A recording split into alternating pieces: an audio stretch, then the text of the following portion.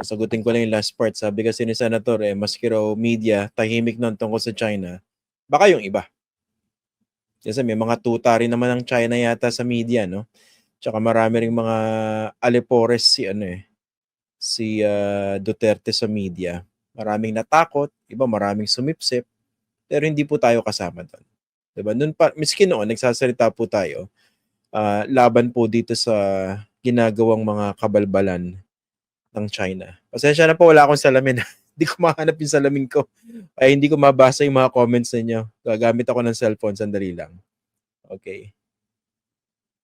Pero what do you think? No? Ano po bang basa nyo rito sa hearing ni isinagawa ni Senator Tolentino? Okay? Tama na nagpapahearing, no? Tama. It's high time na ma-expose itong mga pinagagawa ng China. And ang sa akin nga, dapat mas tumbukin pa nila yung mga Pinoy na mga personalidad, yung mga vloggers, yung mga nagpapanggap na mga analyst, kung meron mang direktang koneksyon dito sa Chinese influence operations. Kasi ibang klase tong China yung ginagawa nila. Ang lalim ng operasyon eh.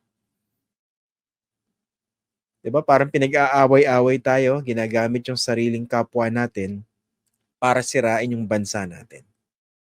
And they're playing the long game. And they have a lot of resources.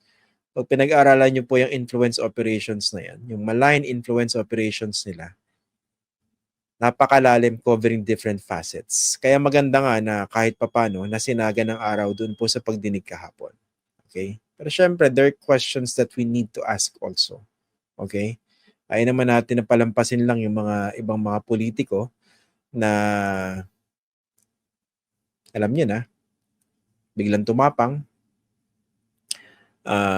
dahil siguro nag-iba na po yung ihip ng hangin. Pero speaking of pro-China senatorial candidates, meron ba kayo naisip? Ako kasi parang wala eh. Siyempre nagjo-joke lang ako.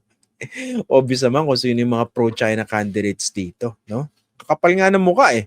Iba nga, taas pa sa survey eh. No? Hindi ko lang maintindihan minsan, no? Meron kasi tayong disconnect eh. Dito sa ating mga surveys, for instance. Diba?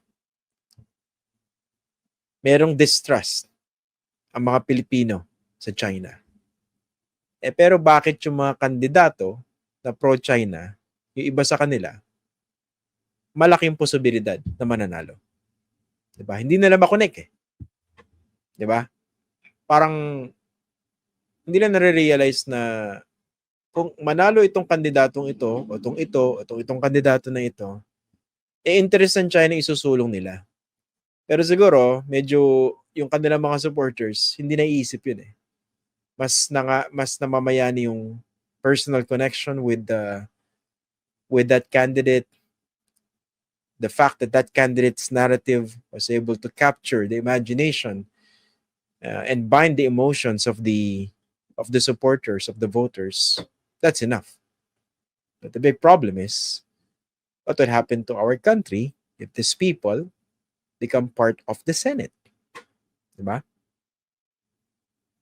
Gising na tayo, no? Grabe. Obvious naman kung sino itong mga pro-China na ito. Sana nga natanong directly yung National Security Council kahapon eh. No? Sino ba itong mga pro-China candidates na nasa listahan ninyo? Siyempre, magdi-deny yung mga yan. Kiklaim nila, hindi, pro-Pilipino kami. May naisip ako pero I won't say bad words. Siguro sasabihin ko na lang, ang kakapal ng mga pagmumukha niyong mga kandidato kayo. Ang kakapal ng mga mukha ninyo. Pro-China kayo.